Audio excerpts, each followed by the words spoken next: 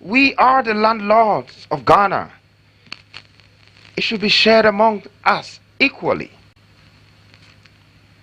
But with all the reserves, there's one thing that I would like to add, and I know we probably never thought of it. But why do we buy money? Why do we have to go to England or go to Switzerland, to Delarue, to print our money, and after we fly or ship the money before we have money? What happened to the industrial power that we're creating now? We are going to print money at home. We don't need to go to England or America to print money. We don't need to go anywhere else to go and buy food and bring it here. We don't need to pay 7 times the taxes of whatever that is already in our country and someone has just packaged it. We go and buy it for premium price and bring it back here. That stops because we are going to create it here. Now that we have more reserves, and have even cash reserves, what is next? Fellow Ghanaians, I like to say this. Pillar 5, it's from the bottom of my heart. And this, even when we are not here, this should take us through the centuries. This should not make you just remember me. This should make you know that when I'm not here, my absence will be felt. Because I have found a way to take you back to Susu, where you came from. How your ancestors, your older gods, your fathers survived in the 500 BCs. We are going to create the National Sovereign Wealth Fund. This is the new IMF. Well, at this very point, Ghana is going to help me launch the new IMF because verbally it said, but physically and mentally we are about to implement it. This pillar is a new policy and it would disrupt and dissolve, but eventually it will rebuild our heritage value. In the past, our minerals have been extracted and exported for pennies. We're ending it. The National Sovereign Wealth Fund is the new IMF, independent and autonomous. It will collect every reserves and it will keep it and it will protect it. Would nobody have to pretend you're not accountable or responsible for our own anymore, because now it's secured within the National Fund. And if anybody needs anything within the ministries or the government, let them go to the fund. And they will know this fund has more wealth than IMF or the World Bank can ever give them. And they will know it all came from these grounds. It's the reserves, your gold, your cocoa, your 100 years of seedling banks, your tax reserves. Feed the fund, 100 million barrels of oil. 100 years of seedling reserves. All of this is going to be in the Wealth Fund of Ghana. Now let me tell you the interesting thing about the tax reserves. To increase our reserves, we decided that we're going to minimize the corruption in the tax sector. Because you can see in the box, maybe there is let me see if I have a tax reserve box here. Something to explain it better. But you can see that we have almost 45% of royalties, of taxes, of many things that we collect. And yet, we don't see that value. What we are saying now is that we simply are going to take 30% of all gold extracted, all minerals extracted as income tax, no royalties, nothing. 30% of everything extracted from the multinationals, and it goes directly into our reserves. And that's where we quadruple the value. We multiply the value. So our taxes, 1, it's not going to go missing again. But 2, it's going to be in the form of raw material. And 3, our industrial platforms will quadruple that. We need the reserves. That determines how rich we are, how wealthy we are in a country. And for me, we have found something good for Ghana. I hope the African countries can take this blueprint as well and start making sure that they have their own reserve banks, just like all the first-class countries in this world. They have reserves. That being said, I'd like to take you to Pillar 6. I think this is my favorite. But I know I have a lot of favorites in these 12 pillars. These pillars are supposed to be the pillars that holds the structure of this country. We look at this country as a structure before we can protect the roof of this country, before we can protect the floors of this country, the grounds of this country, the foundation of this country. And that's why I believe that the SSNIT revolution is going to revolutionize Ghana. Now let's go into this. The SSNIT revolution is solving 3 major needs, but I also call it major problems of Ghanaians. And that's health, education, and accommodation. Currently, contributors of SSNIT have to pay and wait up to 40 years to pension before they be qualified for their claims. Some will die halfway and it will not even be given to their children. Some will never even see this. But we have changed it. As from now, we would say that our policy would be turning the SSNIT into a nation's insurance fund. This insurance fund is interesting, and I'd like to take you through it. Ghanaians will now be eligible to claim for their health, education, and accommodation. How so? Because in the next 5 years, you can claim your SSNIT back. You can claim it in cash, or you can invest it in insurance. If you invest it in insurance, and then you have one of the major problems or the needs in Ghana, which is either I've lost my job and I don't have somewhere to stay, that your 5,000 or 10,000 savings in SSNIT can become times 10 to get you home. An accommodation, somewhere to stay. You can put in the claim. You can put in the claim when you have a major health issue, like how you go to hospitals and the people die first because maybe they don't have the cash first. This policy is kill me first, bill me later. You can go to the insurance funds. We're not going to let people in the country be homeless and fall out on the street because they have no jobs. Your SSNIT fund is supposed to be able to become the insurer that will get you that home. And this is what is going to happen.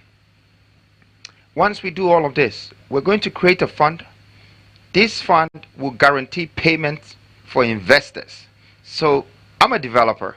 I will be interested if I know that 100,000 Ghanaians will rent homes from me, as long as there is a claim and guarantee payment. So it makes sense for me to put a feasibility study together for whatever investment partners and do that development, because it turns around. It's also going to attract, investors in the hospital area. It's going to attract even educational facilities. It will bring all of that together. I know that this SSNIT revolution might be stepping on some conditions that already exist, but sometimes we need to change our clothes when they're too old or when it's dirty. We just need to move on. It's another day. And so let's change it and let's move on. Now, Pillar 7. I know I've been saying all of this, but it say if you want to educate a nation, you educate the woman of that nation, and it will transcend, it will go down further. We believe that education in this country needs to be tweaked, changed, make it adaptable to our culture.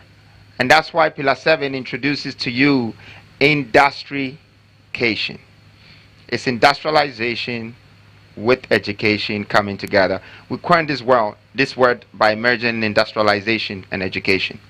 Why do we continue to use a curricula and a syllabus that are over a century old?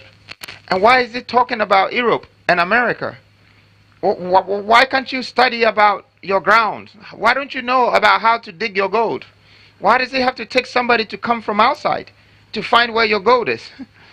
Why do you have to give your cocoa to someone before he turns it to chocolate for you? What happened? What happened to you knowing about your sea, that you have oil in there and it can create petrol for you? We need to educate Ghanaian children about Ghanaian values, culture, minerals, the minerals and how it gets processed, and agriculture and the values that can come out of it, the power of supply and distribution. We need to de-westernize the curriculum.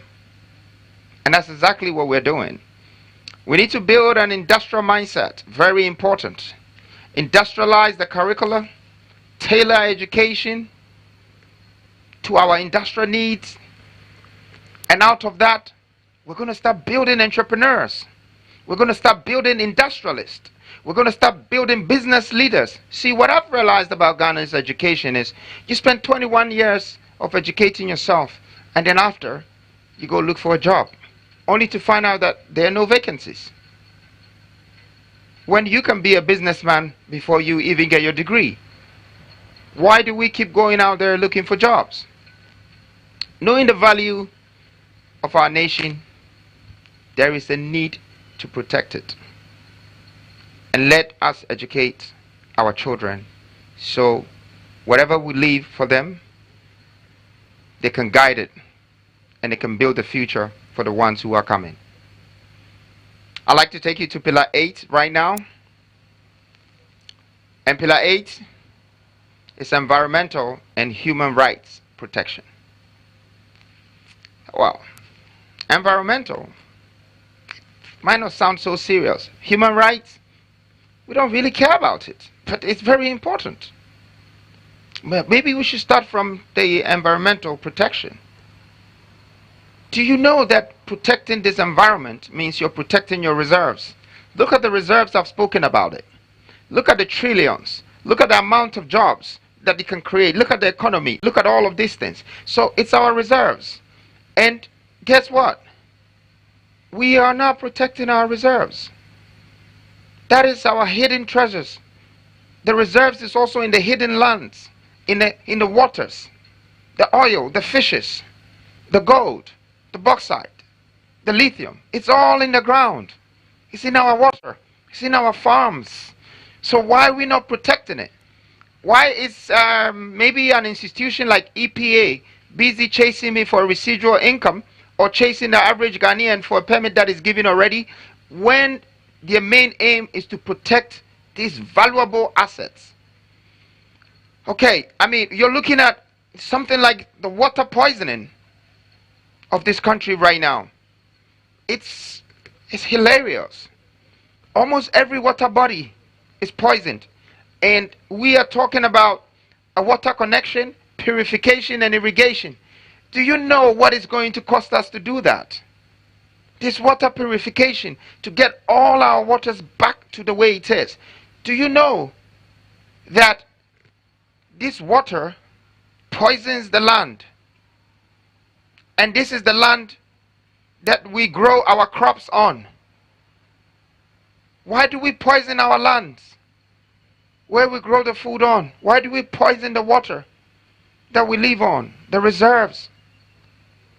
Why do we continue to poison the waters that we have our fish from? Why are we poisoning everything? And if it's not us, why do we allow people to do it? Why are we destroying the forests that cleanses the air for us? This policy is for us. It's supposed to be highly valued. Our national assets, our forestry reserves have billions and trillions of dollars sitting in it, but no one is protecting it, and no one is counting it, and no one has got stock of it. But yet we're running around, we're sitting on gold but looking for money. Yes.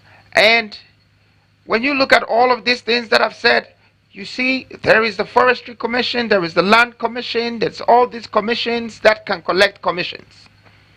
But first, what I think we should do is to build something that would take the records of our lands properly and all national assets on a blockchain platform. This is where the technology hub comes in. So we're going to have a Web3 blockchain development centers that take stock of everything that we have in this country and control. And it goes in their national fund. Industrial purification to clean our water bodies, overhaul the EPA, and ensure that it delivers the duty effectively. Let's enforce environmental protection laws with no fear or no favor. Environmental protection alone is not enough. We need to protect the rights of our people. The human rights protection. I mean, I wanted to show the video of what I saw today with River Pra. I hope that they managed to show it. Yes. So we know that we're a problem now, and let's go to the human rights protection. Okay? For me, democracy is only an illusion unless the people's voice can be heard. But why have we disenfranchised millions of young people for so long? Why? Why have we stifled their voices? Let's allow the young people to vote. Let's allow them to have a voice. Let's remember that we've lived more than half of our future, or we have already outlived our future, and let's prepare the grounds for the young people. Let their voice be heard. Let them be a part. Use the appropriate institutions to educate young people about their voting rights. That's democracy. It's their voting rights, their human right. The voter registration must be open and accessible so long as a citizen turns 18. Let's not take this right from them. And then also, let's protect our journalists by any means possible. This is freedom press. Let's ensure that there is press freedom in the country. Encourage the citizens' journalism also to deal with facts, but also protect them so they can speak and their voice can be heard. You know, let's make greater leaps towards aligning Ghana with Universal Declaration of Human Rights for the protection of all men, women, and children. This is to allow every single Ghanaian citizen to be valued, treated with dignity and respect. I call this equality. Give people fair trials by incentivizing pro bono lawyers for the underprivileged so their cases can be dealt with. We have had lawyers as presidents, but we live under a virtual dictatorship. The end is now. And thank you. This brings me to Pillar 8.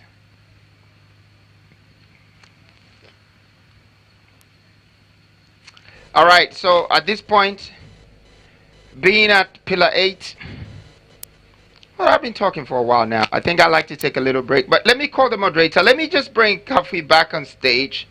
Kafi, I want to use this moment to thank you very much. It's a pleasure, Nana. I know we were supposed to have an interview once, and it got cancelled. I don't know for whatever reasons, but it's fine. Now we're together, right? Indeed. God works in mysterious ways. Yes, and I love it. Why are we doing black and white tonight? Well, it's... what's the code? Well, it's black and white.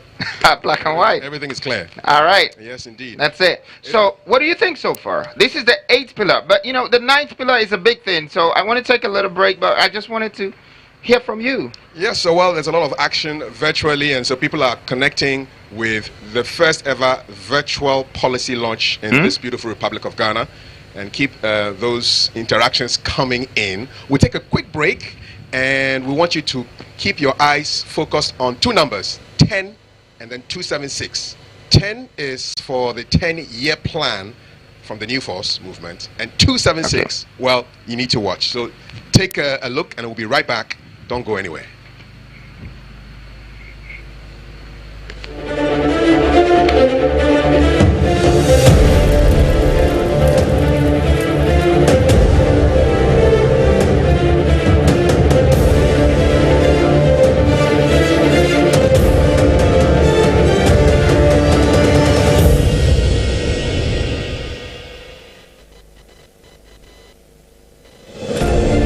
For too long, Ghanaians have been let down by empty promises and failed leadership, but now a new dawn is rising in our beloved country. A sweeping change led by the visionary Nana Kwame Bediakom, the leader of a new force movement, will embark on an unprecedented tour of all 276 constituencies across Ghana. He is bringing hope, economic freedom, and to put power back where it belongs.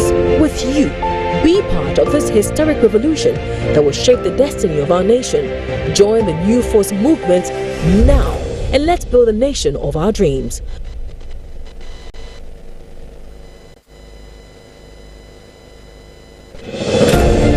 For too long, Ghanaians have been let down by empty promises and failed leadership, but now a new dawn is rising in our beloved country.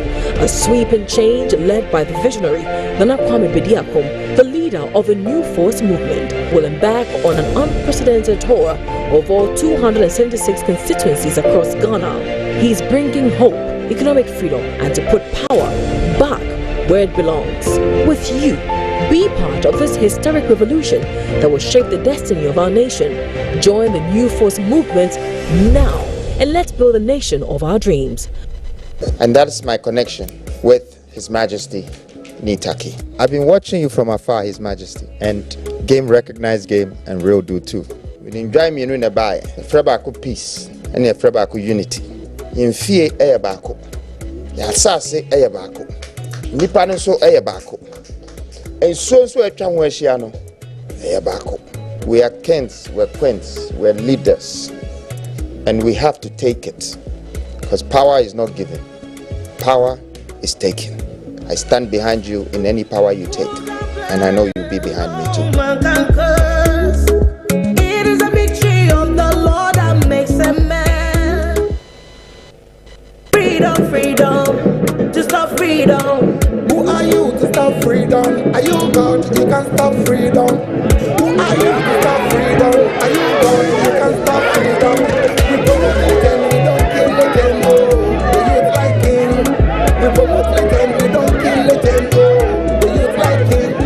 Say, who are you to stop freedom? Are you God? You can stop freedom. Who are you to stop freedom? Are you God? You can stop freedom.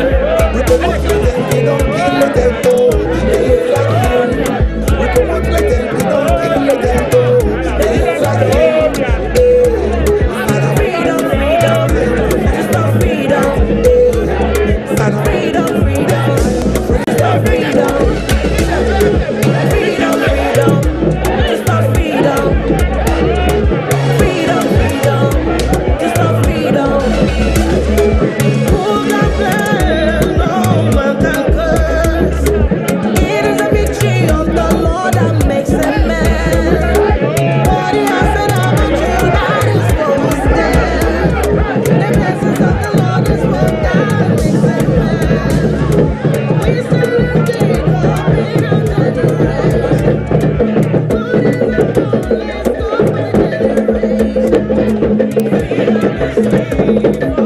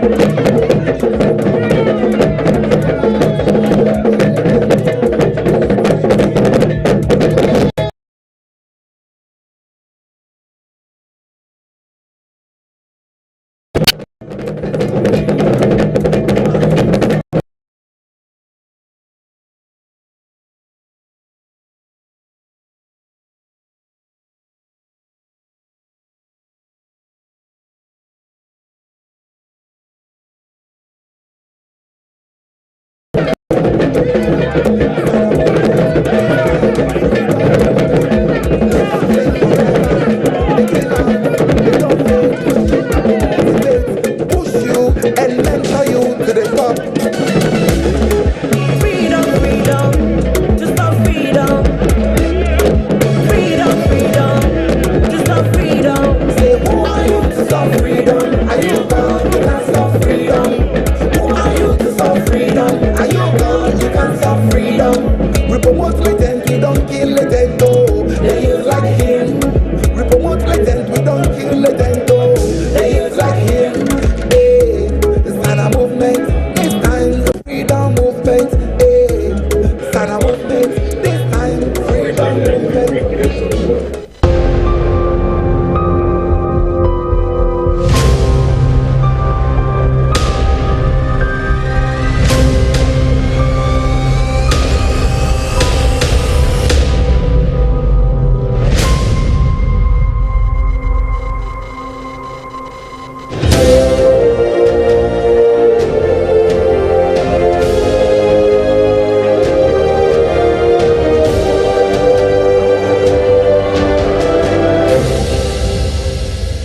As from today, my plan begins.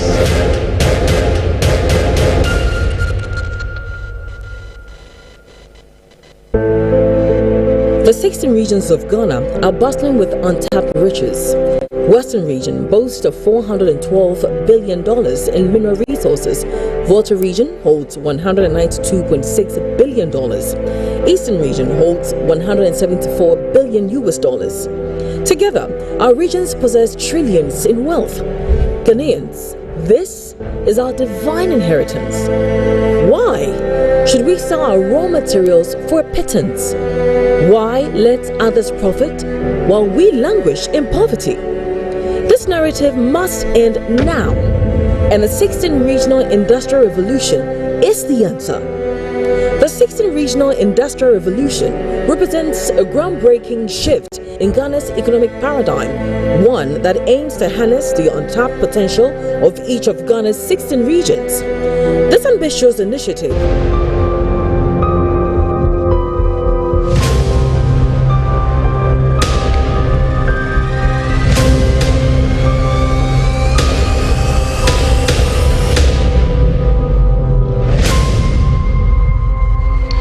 Exactly 97 days to election 2024 in the Republic of Ghana, and you're watching a historic first ever virtual policy launch. The speaker is Nana Kwame Bediako of the New Force Movement. And during the break, somebody was asking me, so when are we going to hear something in any of the Ghanaian languages? Did you cover that base? Listen, I'm a very proud Ghanaian because I can't be anything else but Ghanaian. And when you're Ghanaian, you have to remember this country has a lot of dialects. Out of the 16 regions, we thought of every single region, and there is a transcribed language on every regional industrialization policy. I mean, maybe I should play some for you to see. From Volta to Ashanti to you name it, to Upper West, Upper East. We thought of everyone. This policy is not for me or us. It's for Ghana. It's for the people of this country.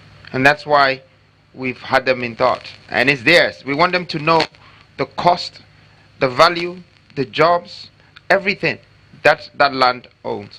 They're part of it. It's part of the equity. So please, maybe we should play it for you to get familiar with it. Yeah. Timantem eti goda ons opipim oha of East Yara Martin Gwango Canvela. Volta Lake yinya amanto where. Tutu Yaladin, your northern region, what in Banella than Gas. Sikako Kony, Piayo Ayemu Apa East region, Tarpaga, Abraham Mora, Tetengongza Ami. Asasa so opening into foot na sasa ikuzi wompaza. No Kamubi. Ghana amlalo nuchumoye jigan kupana. West region Palu EG answer fanga. All right, Nana, we're going to continue with Pillar 9. I think it's quite an interesting one. Yeah. Take it away. Thank you very much, Kafui.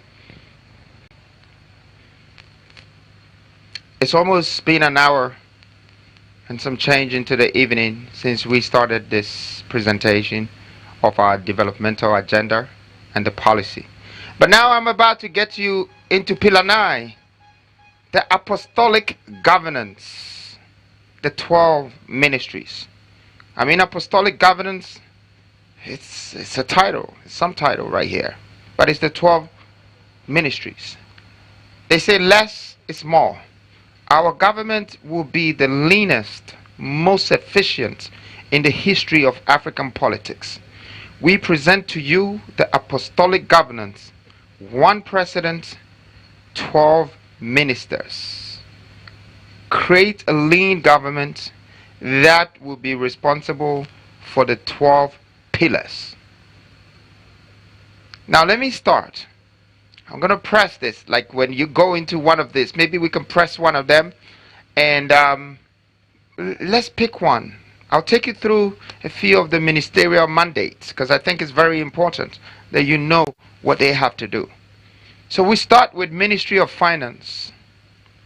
Over the years, there has been a lot of judgment debts, a lot of salary shortage, a lot of paying without returns.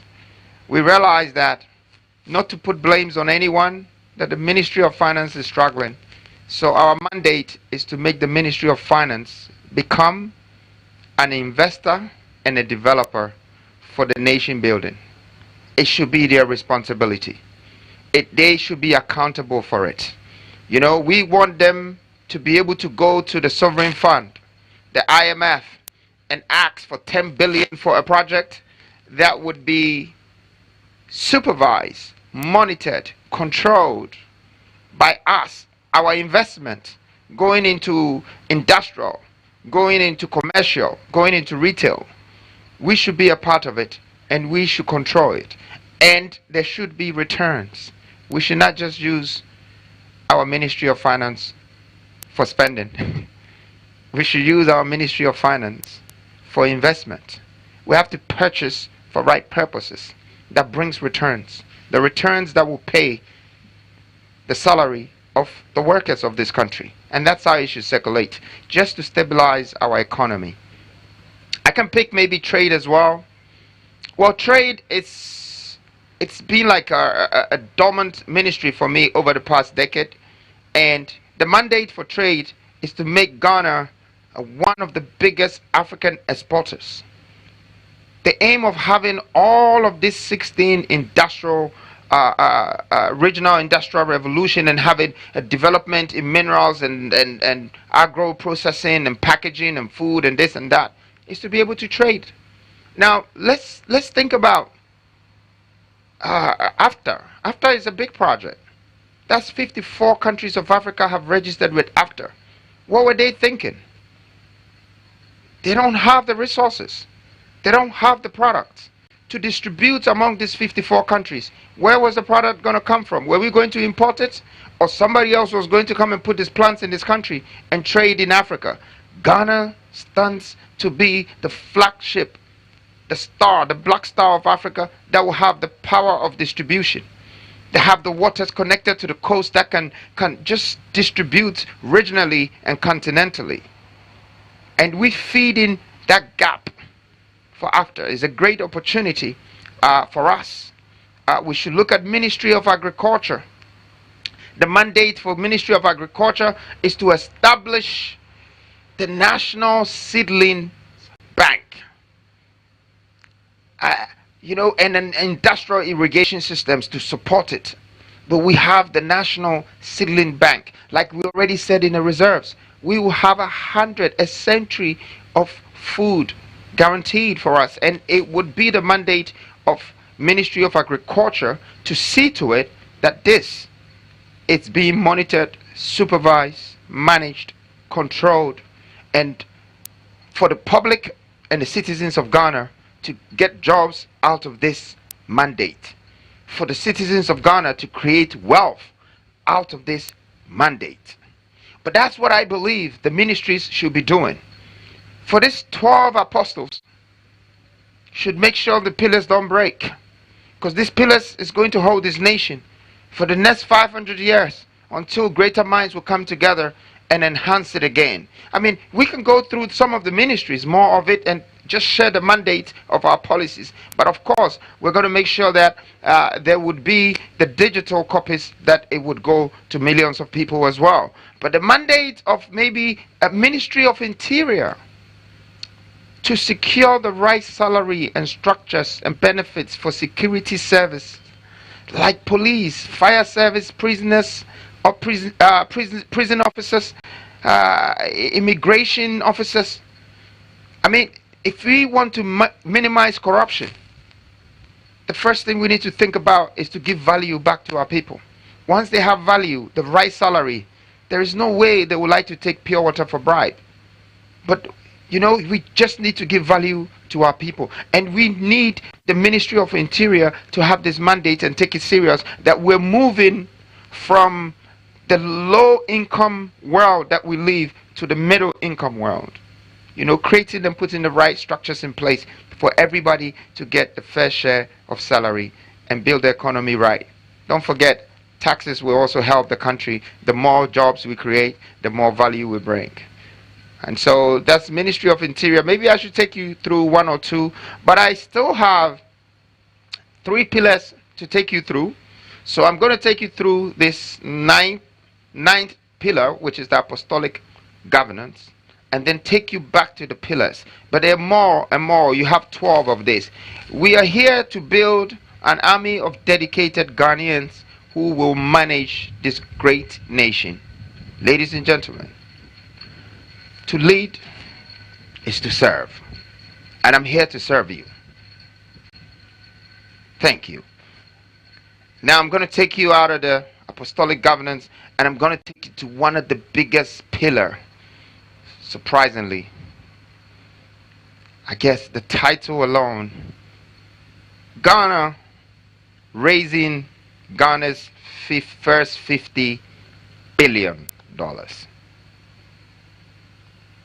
I mean, this is kind of figures when you call, it's like, how is Ghana ever going to make this money? Because we're only struggling over 3 billion and we barely get it. So how are we going to raise 50 billion? Yes, we are going to raise 50 billion. Says who? Says the young man standing in front of you. This vision and this policy is going to make it happen. If you ever wondered where all this money will come from, well, this is it. And it's very simple. So we decided a collaboration between the Ministry of Foreign Affairs and the Ministry of Interior come together for one purpose: to empower the immigration services of this country and create the citizenship package to monetize Ghanaian citizenship only for Africans. Now I know that this vision and this idea is going to save Ghana, but it's the phase 1 of it. The target is 1 million Africans to invest 50,000 in Ghana in exchange for Ghanaian passport. They can invest in our gold, they can invest in our oil, they can invest in our agro processing, they can invest in all the things I've told you, because Ghana will have the biggest, most booming economy and is going to attract Africans to come in this country. But they will also want to be a part of Ghana's legacy.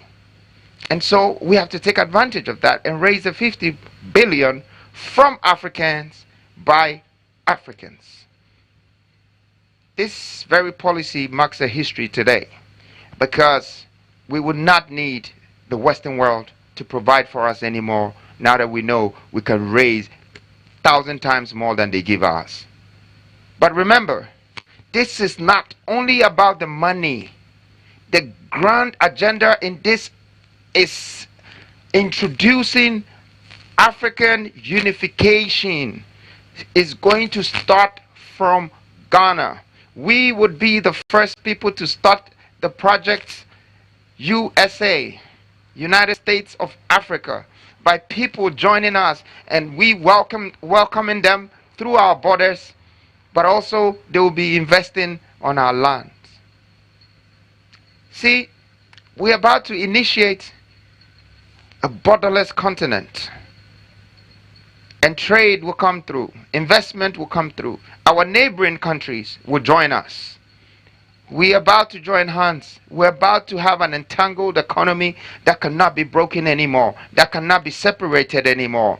See, we have been regionally separated by borders, and internally we have been separated by tribes. Once now you have the water connecting, we're coming together by tribes. Once now we have the borderless continent, we're coming together by countries. This is about to end. We are going to import our talents and skills from across Africa. Everywhere. In fact, Niger, I know you're watching me in Nigeria. We are coming for you. I know. Just you, Nigeria, if I decide that 1 million of you should invest in my country passport, you will bring the money in 5 days to Ghana. You would give us 50 billion more. And I promise you, we will trade with you in gold, in oil, and we will make ourselves become successful, because we're going to raise this capital amongst ourselves. So remember, when I come to power, I will be the first one to invite these Africans to truly become a part of Ghana as African and raise this 50 billion. But guess what? There's a phase 2 of this money raising. And it's a grand invitation of people of African descent. History will tell the rest. Now we either move forward together or we stand still, separated. And it's one of my favorite pillars. It's the 10th pillar. It's just a great news for us, Ghana. It's just a great news. We found a solution. Now let's go to pillar 11. Pillar 11 is interesting also, and it's national security and data protection. I mean, we have national security, but we should remember this. Data is the new blood, and we must secure it. We need the data. That's why we're building the data centers. That's why we're minting. That's why we're building the blockchain and the Web3. The Web3 to store the data and information of this continent. Our aim is to build Ghana's first Web3 platform to support the National Sovereign Wealth Fund. Migrate all national data to a national Web3 platform and store our health records. I mean, to build this government blockchain, it should have the department to really store our health records, our academic records, our stocks of commodities, and agro reserves on the blockchain network, our gold reserves, our land reserves, all the reserves. See, you could see that these pillars are supporting the ministries, and now corruption will be hard for one to commit. Because we're creating wealth, creating jobs amongst ourselves, and we don't need to rob ourselves anymore. But we need to have these platforms to support our stocks and our records. See, we have to make the government transactions, data and information transparent. This system is going to make it impossible to edit. You can't enter again. If we have 10 million ounces of gold, we have 10 million ounces of gold. If it's reserves, no one can change it. You can't edit it. We have to make this a national data and information base that is also publicly accessible. That is the free country that we want to live, with such an economic freedom. That's what we need. At this point, transparency and accountability is a necessity. We need it as a country. Now, if the government wants to know you, or the government wants to know about you, then you must know about the government. And that's what this, our new Ghana, is going to do for us. Transparency. Bring real accountability and responsibility.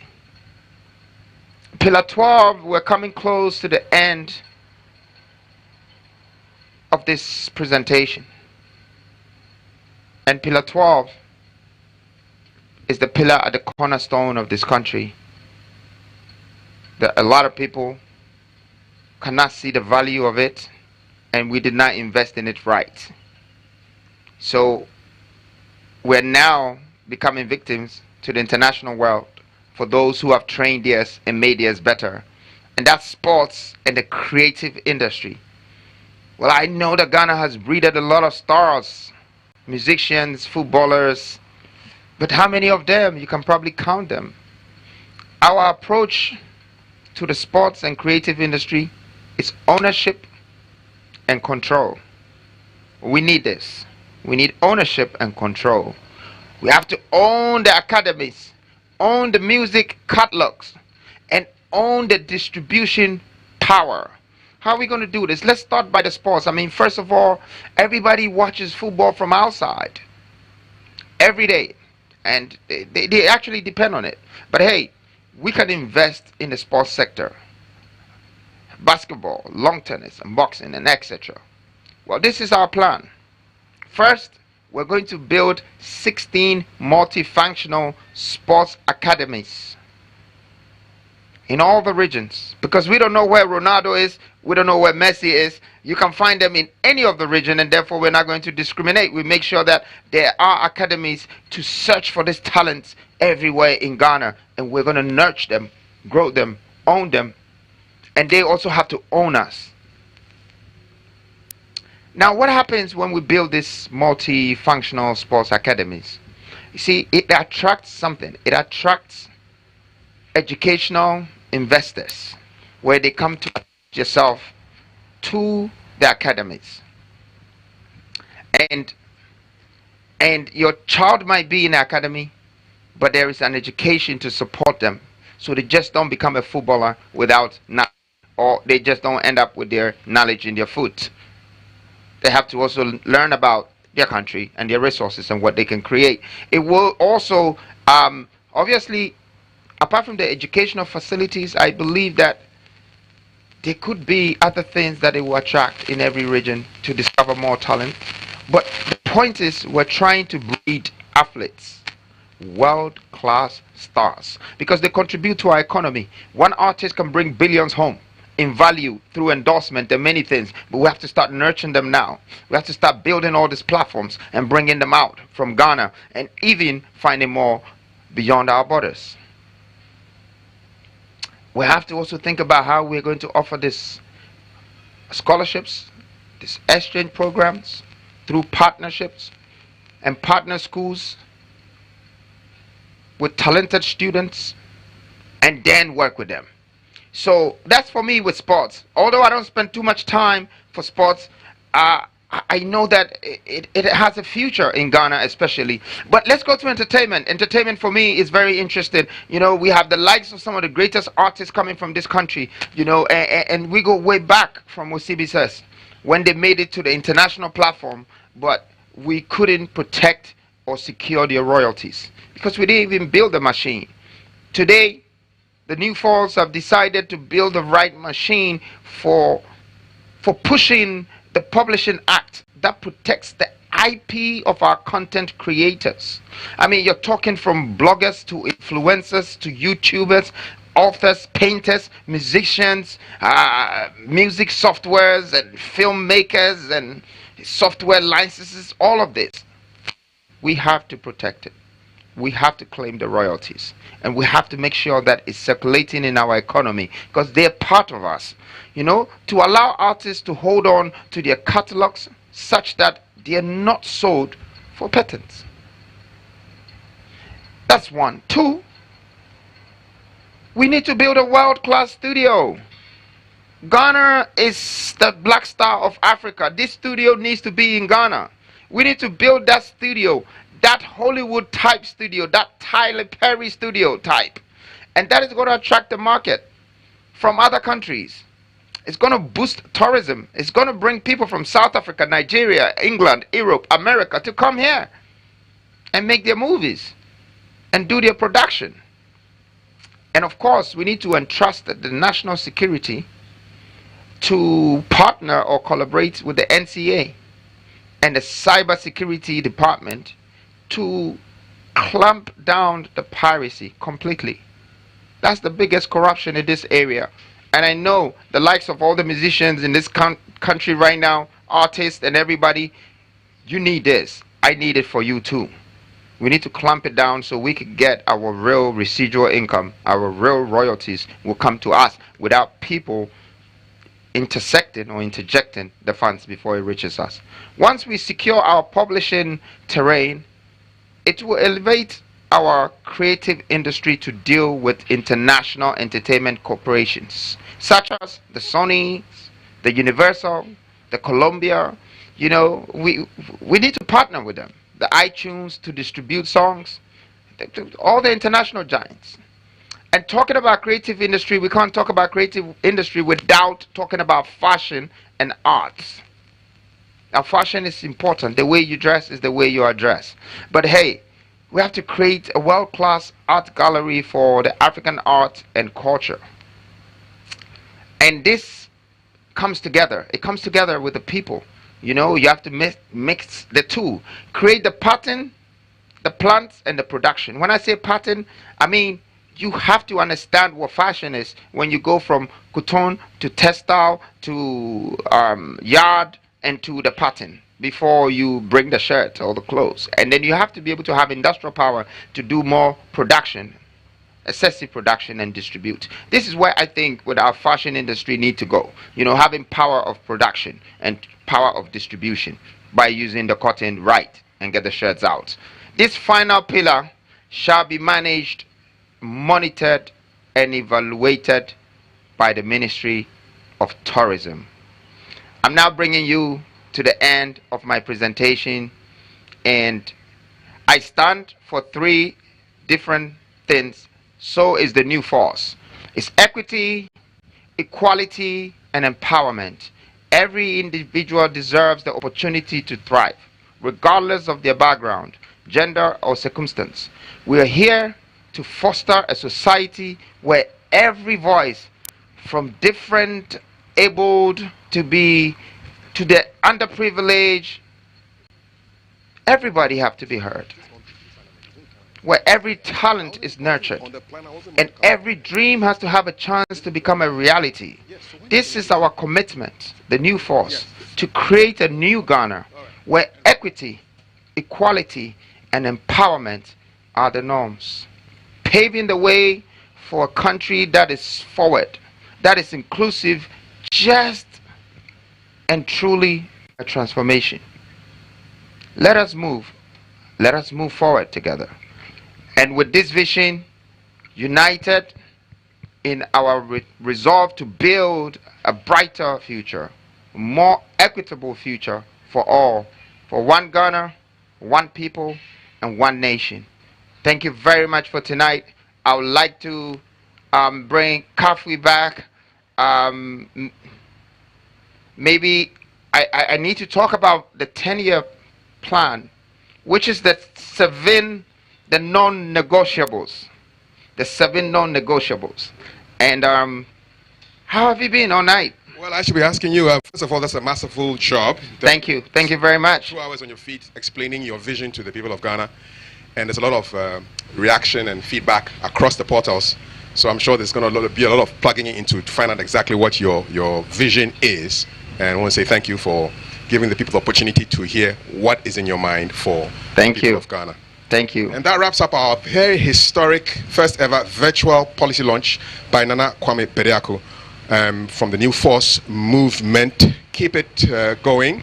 My name is Kafui Day, and have a good evening. It's 97 days to election 2024. God bless. Well, thank you very much once again, Ghana. I really appreciate you for this moment, and I would like to leave you with my 10-year vision. The 7 non-negotiables, principles that will build this country and beyond Ghana borders. Enjoy the vision, and I'm here to serve you. Thank you. Thank you very much. Love you, Ghana. Thank you.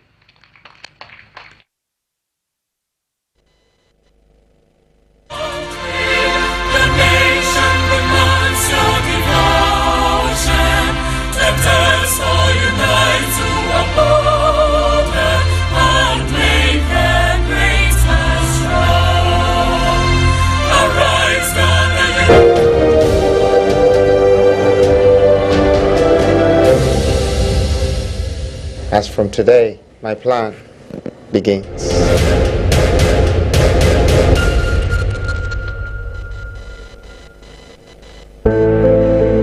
The 16 regions of Ghana are bustling with untapped riches. Western region boasts of $412 billion in mineral resources. Volta region holds $192.6 billion. Eastern region holds $174 billion US.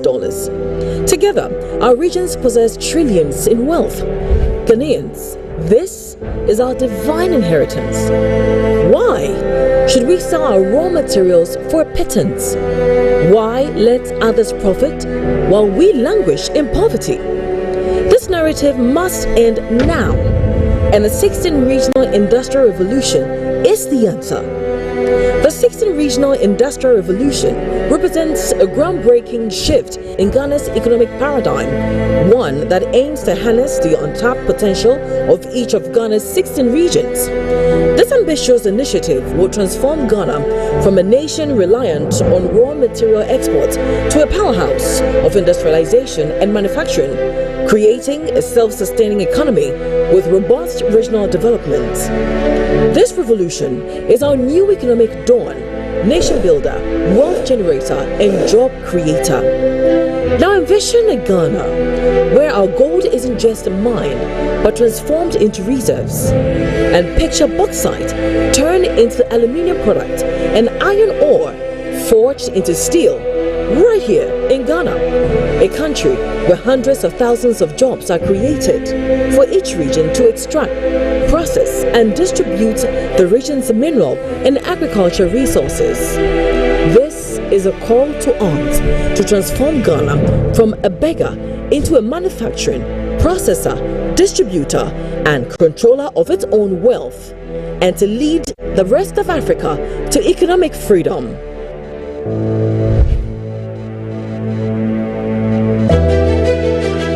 Water connection and the Great Eastern and Western Corridor Railway.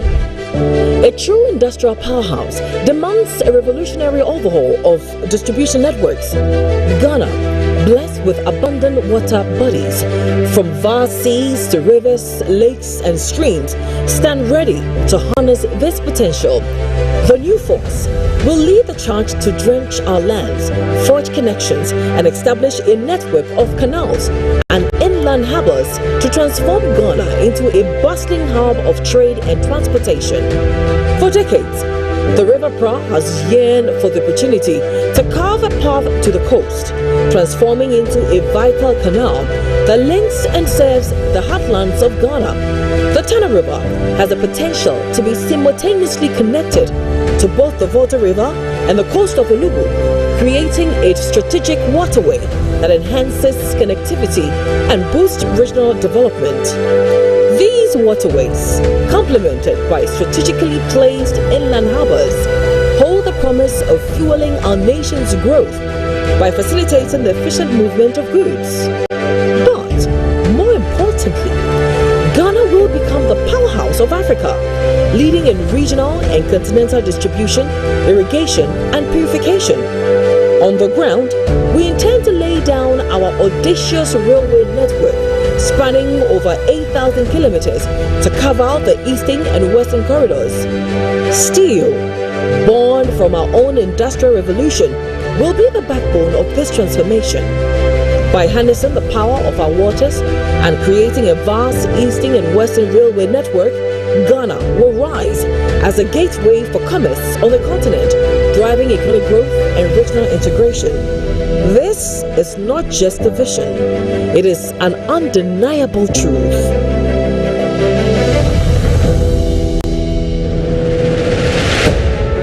Before the age of enlightenment, our ancestors counted their riches not in papers and coins, but in the intangible bounty of land, heads of cattle, stores of grain, the fruits of labor. These were the true reserves that built nations and sustained people. But what about Ghana today? The moment has arrived to unearth our natural reserves and unleash their power. We will start with our gold to back our currency and our oil to fuel our energy needs to ensure Ghana's steady rise in economic freedom. Through large-scale industrialization, manufacturing, production, processing, and distribution, we will extract and refine our own mineral and agriculture reserves, making them the new commodities the nations trade. The new force envisions Ghana becoming the African giant, the titan of wealth and power, with mineral reserves sufficient not only for our needs, but also for distribution to the rest of Africa and the world. The immense mineral reserves will be the foundation upon which we create financial districts, the new Wall Street of Africa. Where nations trade in stocks and reserves, our food security will be ironclad. As the population grows and the world grapples with climate change and wars, our arable lands and agro-processing industries will be bolstered to produce and distribute abundant food to sustain our nation and meet the needs of the African continent. We will introduce a seedling bank where we can nurture and grow seeds into foods for decades, ensuring long-term food security, not just for ourselves, but for Africa. Reserves will build our stocks, reserves will guarantee our wealth, and reserves will feed our needs. West Africa's biggest economy. Ghana is poised to be the natural playground of West Africa, and industrialization will unlock our potential to captivate adventurers, nature lovers, and families. Our industrial revolution will fuel the creation of West Africa's biggest central park. Designed with a forward-thinking approach, the park will not only be a major attraction, but also a model of sustainability, boasting a low carbon footprint and cutting-edge green technologies. The park will house the largest zoo in West Africa, featuring an expansive range of wildlife from across the globe.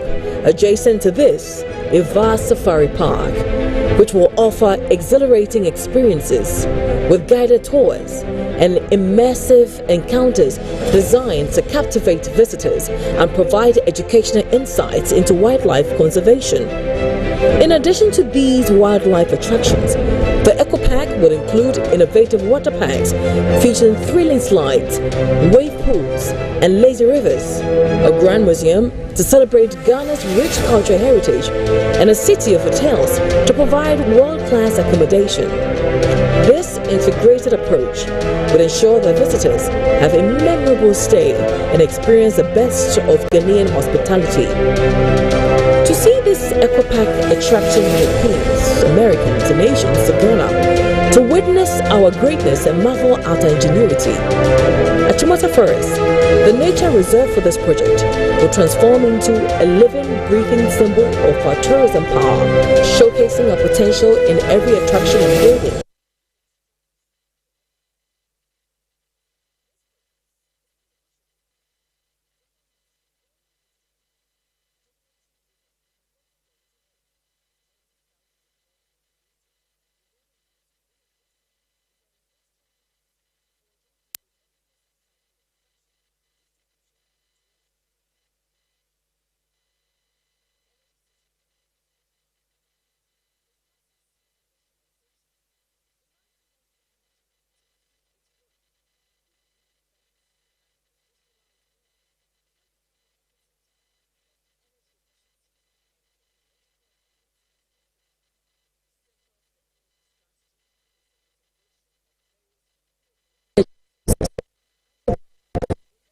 Country's abundant water resources to generate electricity sustainably. Solar power, tapping into the high levels of sunlight, will be crucial for both rural and urban areas, reducing the reliance on traditional power sources. Wind power will harness the coastal and inland wind currents to provide a steady supply of renewable energy. Thermal power, utilizing geothermal and other heat-based technologies, will add another layer of reliability. Lithium-based energy storage will ensure that surplus energy generated during peak production times is stored efficiently for use during periods of high demands or low production. In addition, the integration of nuclear power will be pivotal, leveraging uranium resources through trade and distribution channels with African countries like Niger. A state-of-the-art nuclear power plant will provide a reliable and efficient source of energy. This will sufficiently bolster our energy capacity, ensuring that our power grid and industries are resilient and capable of meeting the demands of a growing modern economy. On the technology front, we will create a comprehensive hub for technology, leveraging our own resources and reserves for manufacturing and production, focusing on a wide range of products from consumer electronics to industrial machinery, ensuring that the country meets both domestic needs and international market demands. To support the growing demand for digital services and data storage, we will invest in the development of advanced data centers to provide reliable, secure, and scalable infrastructure for cloud computing, data storage, and data processing. Technology is a crucial driver of industrialization, and the new force will use it to fundamentally transform our economy and society by enabling more efficient production processes, fostering innovation, and creating new business opportunities. The currency revitalization. In the world where economic stability often hinges on global markets, Ghana stands ready to defy the status quo and rise as a beacon of financial innovation and resilience. Through industrialization, printing and minting of our own currency becomes possible, and our currency, backed by mineral reserves, becomes our radical acts of self-determination. The fires of our industrial revolution will forge the means to extract and process our vast mineral reserves, backing our currency with undeniably tangible wealth. This radical approach insulates our currency from the volatile tides of global markets, grounding its value in the bedrock of our nation's resources, making it the de facto reserve currency for Africa. This way, Ghana ceases to be a pawn in the global economic game, and we become the architects of our own destiny, where our currency commands respect and power. As we seek to establish a strong currency backed by our abundant mineral reserves, the development and strategic deployment of human capital are crucial for achieving and sustaining this vision. Currency should be viewed not merely as a financial instrument, but as a reflection of an investment in human capital. The strength and stability of an economy are deeply connected to the quality and development of a nation's workforce. By recognizing this relationship, we will adopt more holistic economic strategies that focuses on enhancing human capital as a means to improve economic outcomes and ensure currency stability. We will allocate resources to expand and improve educational programs, including primary, secondary, and high-level education, with a focus on areas critical to economic development, such as mining, industrial engineering, and financial management. The new force intend to invest in vocational and technical training to equip the workforce with skills relevant to key industries and support training programs that addresses current and future skills gaps to enhance productivity and innovation. Our commitment to harnessing the full power of our human capital will ignite a wave of innovation and productivity that will propel us forward, making our currency a symbol of our collective achievement and resilience. Cross-border integration. In the pursuit of an economic renaissance, Ghana's rise to greatness hinges on our ability to integrate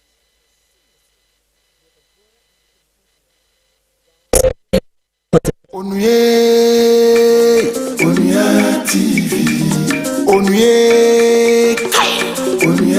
TV, Onua TV, they're gonna Onua TV, you're gonna